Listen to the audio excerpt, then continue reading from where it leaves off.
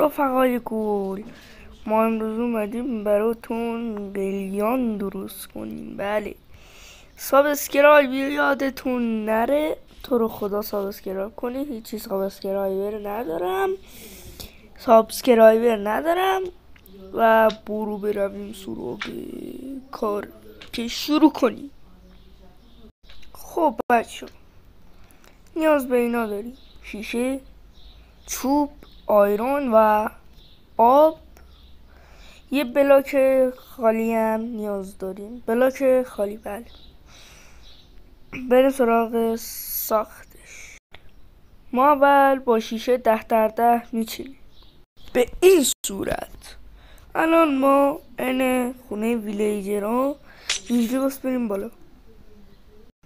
به این صورت 4 بلاک میایم بالا که ما کعبه اینجا باشه. حالا یه دونه چیز براش درست میکنیم با چوب. توشو به این صورت درست میکنید و داخلش آب میریزید.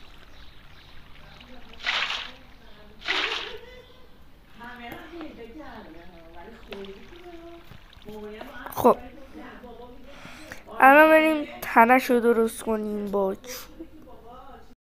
10 بلاک میریم بالا و آخرشو 1 2 3 بلاک میریم بالا به این صورت.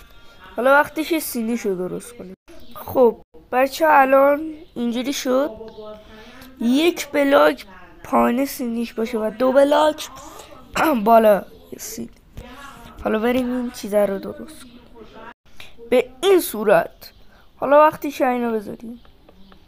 بچه راستی اینا نیاز داریم واسه دوده شد.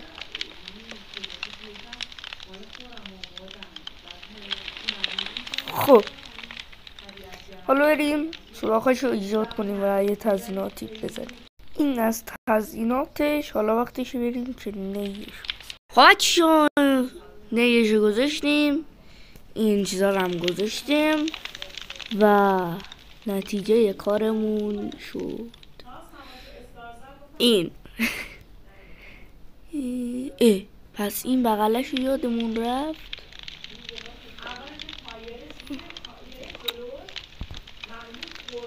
این ماشین فقط میدونید خودت. خب این تزییناتش هم گذاشتیم. خب امیدوارم که چطورتون عالی باشه بچه ها. همیشه هم خوب باشین.